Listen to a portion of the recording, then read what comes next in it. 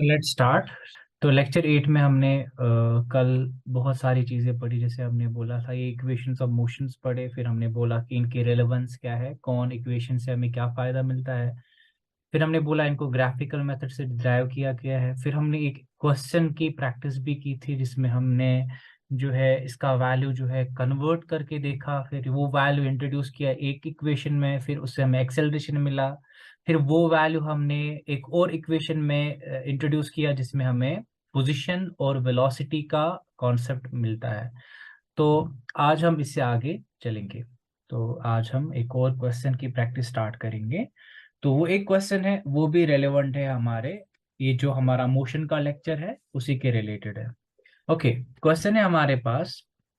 What's the question? Question says a car, एक car है वो एक्सेलरेट करती है यूनिफॉर्मली। ठीक है, एक्सेलरेशन जो है यहाँ पे तो गिवन क्या है, हमें दिया हुआ है कि एक कार जो है वो एक्सेलरेट कर रही है, और एक्सेलरेट जो कर रही है वो यूनिफॉर्मली कर रही है। ठीक है, तो फ्रॉम 18 किलोमीटर पर आवर, ठीक है, ये पर आवर है, ये इस एच के ऊपर -1 है, that means per hour two, यानी 18 किलोमीटर से वो 36 किलोमीटर पे पहुंच गया पर आवर। इसका मतलब हो गया इनिशियल जो है इसकी वेलोसिटी u जो है वो 18 किलोमीटर से पर आवर, और जो फाइनल वेलोसिटी है वो है 36 किलोमीटर पर आवर। ठीक है, इन 5 सेकेंड्स। तो टाइम इसका जो है दैट इज 5 सेकेंड्स। तो 5 सेकेंड्स में इसने इनिशियल वेलोसिटी 18 किलोमीटर से 36 किलोमीटर तक जो है ट्रैवल किया या एक्सेलरेट किया यूनिफॉर्मली। अब आपको कैलकुलेट करने को बोला जा रहा है, तो you have to calculate the acceleration first, like जैसे हमने कल किया। एक्सेलरेशन का फॉर्मूला यूज करेंगे, उसके बाद distance covered by the car in that time. Distance and time relation कौन से फॉर्मूला से निकलता है वो हम देख लेते हैं। अगर आप ये ट्राई करोगे तो first what will we do, तो हमें सबसे पहले जो है हमें लेना है, मैं पहले पेन लूंगा। सबसे पहले जो है हमें क्या निकालना है, एक्सेलरेशन निकालना है। और पहले इसके यूनिट्स को हम कन्वर्ट करेंगे, क्योंकि हमारा जो डिस्टेंस होता है या वेलोसिटी होता है यहाँ पे किलोमीटर पर आवर में दिया है, हमें मीटर्स में निकालना है, मीटर पर सेकंड में निकालेंगे। इसको जब हम कन्वर्शन करेंगे तो हम क्या करेंगे, इसको 18 multiply by 1000 metre divided by 1 kilometre multiply by 1 hour divided by 1 घंटे में कितने सेकेंड्स होते हैं, 3600 सेकेंड्स। ठीक है, फिर जब इसको हम और वैल्यूज आगे देते रहेंगे तो फाइनली जो हमें वैल्यू आएगा that is some 5 metre per second. ठीक है, ऐसे हम जो 36 किलोमीटर है इसको भी कन्वर्ट करेंगे। इसको कन्वर्ट कैसे करेंगे, 36 multiply by 1000 metre divided by 1 kilometre multiply by 1 hour. 1 घंटे में 36 सेकेंड्स होते हैं, 3600 सेकेंड्स होते हैं, that's equal to 10 metre per second. ये आपको जब ये आप अप्लाई करोगे, इसमें मैथमेटिक्स करोगे, तो 36 मल्टीप्लाई बाय 1000 हो गया 36,000 डिवाइडेड बाय 3600, फिर आपको फाइनल जो है 30 जो है इसका 10 वैल्यू आएगा, that is 10 metre per second आपकी फाइनल वेलोसिटी है, 5 मीटर पर सेकेंड आपकी इनिशियल वेलोसिटी है। और आपको टाइम बिल्कुल सही दिया हुआ है, दैट इज इन सेकेंड्स, तो इसमें हमें कन्वर्ट करने की जरूरत नहीं पड़ेगी। अब एक्सेलरेशन वाला फॉर्मूला जो है हम यहाँ पे लगा देंगे। So acceleration is equal to किसके बराबर होता है, final velocity minus initial velocity divided by time.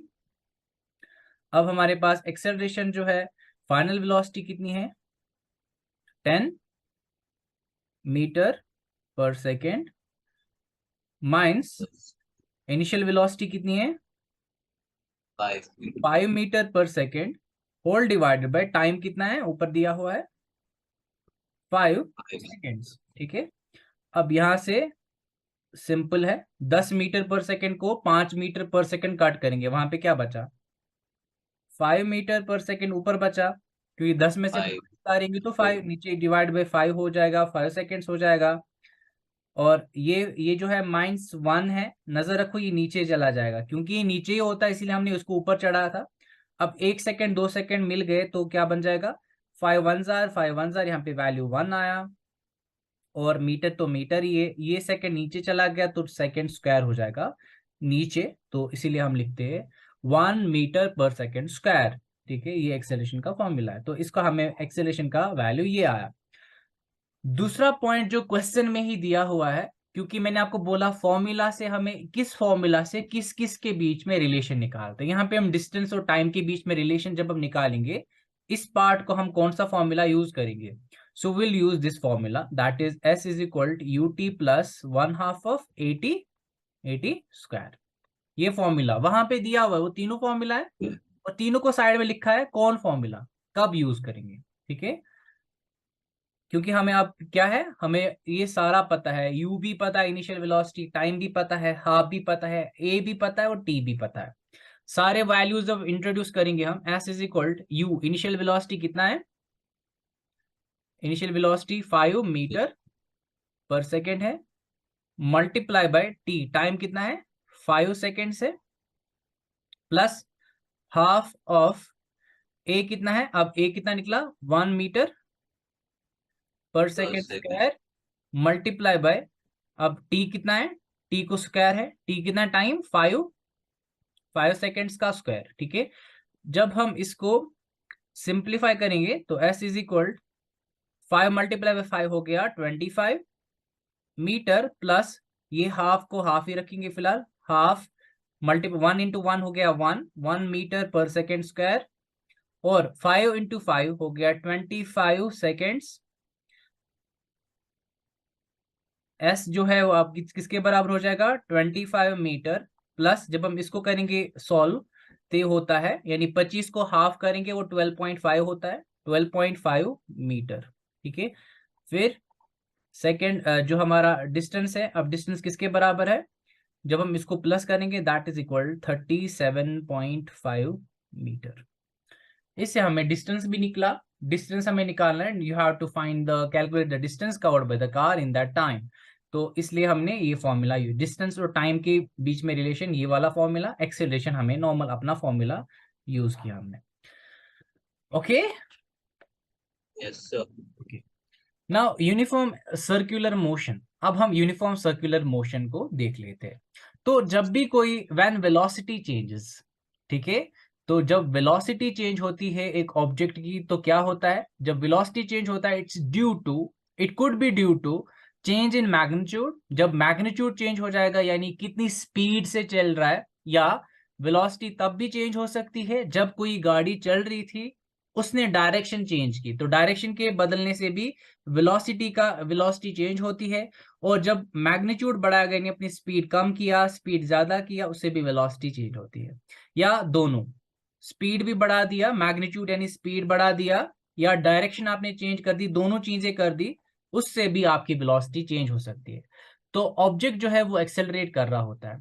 So can you think of an example when an object does not change its magnitude of velocity but only its direction of motion? यानी क्या आप example दे सकते हो जिसमें आप देखोगे कि object जो है अपनी वेलोसिटी का मैग्नीट्यूड, यानी जिस वेलोसिटी से वो जा रहा है उसको तो चेंज नहीं कर रहा है, बट अपनी सिर्फ डायरेक्शन को चेंज कर रहा है, वेलोसिटी अपनी चेंज नहीं कर रहा है? कोई एग्जाम्पल आपके पास? द अर्थ जब सन के अराउंड, ठीक है, हाँ, वो सर्कल में जा रही है, अपनी डायरेक्शन चेंज कर रही है, उसकी स्पीड कांस्टेंट है। Good good good. Okay, now motion of a body along a closed path, ये एक एग्जांपल है, एक क्लोज्ड पाथ है, ठीक है, उसकी मोशन उस क्लोज्ड पाथ में जो है वो रहेगी वहां पे, क्योंकि डायरेक्शन चेंज हो रही है, क्लोज्ड पाथ है, जैसे सन के अराउंड जो है एक ऑर्बिट है जिसमें अर्थ घूम रहा है, तो वो भी एक क्लोज्ड पाथ है। तो केस वन हमारे पास है, जैसे ABCD जो है एक, हमारे पास एक रेक्टेंगुलर ट्रैक है, जैसे यहाँ पे है हमारे पास A and this one is B and this one is C and this one is D, so this is a rectangular track। ठीक है, एक रेक्टेंगुलर ट्रैक है, तो एक एथलीट को इस पे चलना है, वो दौड़ रहा है इस रेक्टेंगुलर पाथ पे, तो आपके हिसाब से उसको कितनी बार अपनी डायरेक्शन चेंज करनी पड़ रही है? कितनी 4 बार? 4 बार, क्योंकि 4 कॉर्नर्स है, और जब वो अपना चाहेगा, वो चाह रहा है कि मुझे यूनिफॉर्म एक्सेलरेशन रहना चाहिए, मैं जिस स्पीड से भाग रहा हूं कॉन्स्टेंटली वही स्पीड रहनी चाहिए। तो जो ही वो कॉर्नर्स पे पहुंचता है इसके, तो उसको स्पीड वहां पे कुछ ना कुछ चेंज करनी पड़ती है। So now if the athlete runs with uniform motion, अगर वो यूनिफॉर्म मोशन से चल रहा है, what he needs to do in order to keep himself on track, track पे रखने के लिए, अपने आप को यूनिफॉर्म स्पीड से चलाने के लिए, he speed must change quickly. And उसकी स्पीड कॉर्नर्स पे, जब वो कॉर्नर पे पहुंचेगा ना, तो वहां पे उसकी स्पीड जल्दी से, स्पीड कम और स्पीड फास्ट, स्पीड कम स्पीड फास्ट होना चाहिए to change the direction of the motion. ठीक है, आपने ऑब्जर्व किया होगा, अगर आपने फुटबॉल खेला होगा, ठीक है, वहां पे प्रैक्टिस कराया जाता है आपको, इस साइड से इस साइड जाने को बोला, फिर फास्ट ही बोला जा रहा है यहाँ जाओ, फिर यहाँ जाओ, फिर यहाँ जाओ। तो आपको स्विच स्विच कर रहा है फास्टली अपनी वही यूनिफॉर्म मोशन रखने के लिए। अब क्योंकि इसको पूरे एक रेक्टेंगल में जाना है, तो इसको 4 बार अपनी speed, so how many times will this happen in order to finish one round, एक पूरा राउंड इसको कंप्लीट करने के लिए कितनी बार उसको अपनी ये स्पीड स्विच करनी पड़ेगी, बार बार बढ़ानी और बार बार कम करनी पड़ेगी। Will answer it correctly, so 4 times. ठीक है, उसको 4 बार ये करना पड़ेगा। Okay, now one more case, case 2 है हमारे पास। now if he runs over a regular hexagon, hexagon means the surface or the shape which has 6 sides। ठीक है, हेक्सागन उसको कहते हैं जिसके 6 साइड्स होते हैं, जैसे एक, बी, दूसरा, तीसरा, चौथा, पांचवा। ओके, ये पांचवा है और ये छठा है। ठीक है, ये 6 साइड्स है, तो उसको हेक्सागन, फॉर एग्जाम्पल उसको हेक्सागन में जाना पड़ेगा, तो उसको कितनी डायरेक्शंस बदलनी है अब? 6 6 डायरेक्शंस टाइम्स। बदलनी है और 6 कॉर्नर्स को फेस करने पड़ेंगे। The athlete has to change his direction 6 times. अब 6, क्योंकि हमने कॉर्नर बढ़ा दिए 2, क्योंकि अब पहले 4 थे, अब 6 हो गए। इसका मतलब होगा उसको 6 बार 6 डायरेक्शंस बदलनी पड़ेंगी, और उसको 6 बार अपनी स्पीड कम और फास्टली ज्यादा करनी पड़ेगी। Case 3, if we have the shape of the ground which is octagon, octagon means there are 8 corners। ठीक है, 8 शेप वाला, 8 कॉर्नर वाला, 8 साइड वाला एक शेप। ठीक है, जैसे ऑक्टागन है, ये है एक, दूसरा, तीसरा, चौथा, पांचवा, छठा, सातवां और आठवां। तो 8 कॉर्नर है, कितनी बार उसको चेंज करना पड़ेगा? एथलीट हैज टू चेंज और direction 8 times. Case 4, what would happen to the shape of the track if we go on increasing the sides, number of sides indefinitely? जैसे देखो, अगर आपने पहला वाला ऑब्जर्व किया होगा, ये था हमारा रेक्टेंगल, तो रेक्टेंगल में आप देखोगे साइड्स का लेंथ बहुत बड़ा है। जो ही हमने, क्योंकि इसमें 4 साइड थे, 4 टाइम्स इसको चेंज करनी पड़ रही है। फिर जब हमने हेक्सागन लिया, उसके 6 साइड, फिर हमने ऑक्टागन लिया, ठीक है, उसके 8 साइड है, तो हमने ऑक्टागन लिया, उसके 8 साइड है। What has happened to the sides? Length of the side, जो लेंथ होती है सर वो साइड्स, कम हो रही है। वो कम हो रही है। अच्छा, अगर हम इस ये जो हम कर रहे हैं ना, कॉर्नर्स को बढ़ाना, अगर हम इंडेफिनेटली नहीं करते जाएंगे, एक टाइम आएगा जो हमें शेप मिलेगी ना, that will be completely circle, the that will be completely circular. ठीक है, the track will approach to shape of a circle. जब हम इसको कंटिन्यूअसली ऐसे करते जाएंगे ना, कॉर्नर्स बढ़ाए, so length of each side decreases, क्योंकि हम कॉन्स्टेंटली इसको छोटे छोटे कॉर्नर डाल रहे हैं ना। एक टाइम पहुंचेगा कि हमें जो फाइनल शेप मिलेगी, that will B circle, that will B entirely a circle. और जिस सर्कल पे वो एथलीट कॉन्स्टेंटली अपनी जो है स्पीड कांस्टेंट यूनिफॉर्म रख सकता है, हाँ, मगर उसकी डायरेक्शन चेंज हो जाएगी। इसका मतलब जब सर्कल शेप में एक एथलीट भाग रहा होता है, आपने ट्रैक पे देखा होगा, जब वो दौड़ रहे होते, स्प्रिंट कर रहे होते, वो ट्रैक जो होता है वो सर्कुलर होता है, वो कोई स्क्वायर वाला, वो कोई रेक्टेंगुलर, वो कोई हेक्सागन, ऑक्टागन कुछ नहीं होता। दैट इज कंप्लीटली सर्कुलर, वो उसमें अपनी डायरेक्शन चेंज करता है और अपनी स्पीड कांस्टेंट या यूनिफॉर्म रखता है। ठीक है, now we know circumference of a circle. अगर हम सर्कल की बात करेंगे, जिस सर्कल पे एथलीट दौड़ रहा है, या orbit of the whole solar system, जिस पे प्लैनेट्स घूम रहे हैं, सो दैट्स अ सर्कल। तो सर्कमफ्रेंस का फॉर्मूला जब हम देखते हैं, सर्कमफ्रेंस एक सर्कल का टोटल जो है, इस सर्कल में जो है सेंटर होता है, और यहां से यहां तक जो है इसको हम रेडियस कहते हैं। अगर हम इसको आर से रिप्रेजेंट करेंगे, तो सर्कमफ्रेंस किसके बराबर होता है? 2 पाई आर। तो ये फॉर्मूला है। ठीक है, इसका सर्कमफ्रेंस यानी टोटल हम एरिया का निकालेंगे, ये सर्कमफ्रेंस का, ये 2 पाई r के बराबर होता है। ठीक है, एक सर्कल का जिसका रेडियस जो है वो r है, उसका जो सर्कमफ्रेंस है वो 2 पाई r का फॉर्मूला लगा के हम निकाल सकते हैं। If the athlete takes t seconds to complete 1 round, अगर एक एथलीट को t सेकेंड्स लग रहे हैं, हमें नहीं पता t कितना है, बट उसका वैल्यू t हमने लिया, यानी t सेकेंड्स लग रहे हैं, एक पूरा सर्कल कंप्लीट करने में उसको t सेकेंड्स लग रहे हैं, और उस सर्कल का रेडियस जो है वो r है। ठीक है, जैसे यहाँ पे, ठीक है, ये पूरा सर्कल कंप्लीट करने के लिए उसको t टाइम लग रहा है। ठीक है, देन स्पीड हम ऐसे निकाल सकते हैं, इस फॉर्मूला को कैसे लिख सकते हैं, तो speed is equal to v से हम स्पीड को रिप्रेजेंट करते हैं, तो speed is equal 2 pi r, जैसे circumference of the circle, circumference को निकालते हैं हम ऐसे, डिवाइडेड बाय टाइम टेकन, कितना उसको टाइम लगा, जिसको हम कह रहे हैं टी टाइम, उसको टी टाइम लग रहा है एक पूरा सर्कल कंप्लीट करने में। When an object moves in a circular path with uniform speed, जब एक ऑब्जेक्ट सर्कुलर पाथ में कांस्टेंट स्पीड से चल रहा होता है, किससे, एक कांस्टेंट स्पीड से सर्कुलर पाथ में चल रहा होता है, दिस टाइप ऑफ मोशन, ये जो टाइप ऑफ मोशन है इसको हम कहते हैं uniform circular motion. Uniform circular motion simple है, जब एक एथलीट भाग रहा होता है एक कांस्टेंट स्पीड से एक सर्कुलर शेप में, इसको हम कहते हैं यूनिफॉर्म सर्कुलर मोशन। ठीक है, यही यूनिफॉर्म सर्कुलर, ये हम ले सकते हैं, जैसे हमारा अर्थ जो है वो घूम रहा होता है अपनी ऑर्बिट में सन के अराउंड, ऐसे बाकी प्लैनेट सन के अराउंड घूम रहे होते हैं, so they have a constant speed, उनकी स्पीड कम नहीं होती है, कांस्टेंट रहती है, और वो उनका पाथ जो है फिक्स्ड होता है। ऐसे हम एक जैसे अब एक एक्टिविटी करने को बोला जा रहा है कि एक आपने एक थ्रेड लिया, आपने हाथ में लेना है, तो इसको एक साइड से आपको एक स्टोन बांधना है, तो आपने स्टोन बांध लिया, दूसरे साइड से इसको हाथ में पकड़ना है, फिर आप इसको जो है कॉन्स्टेंटली स्वर्ल करते जाओगे। ठीक है, आर यू अंडरस्टैंडिंग? Yes.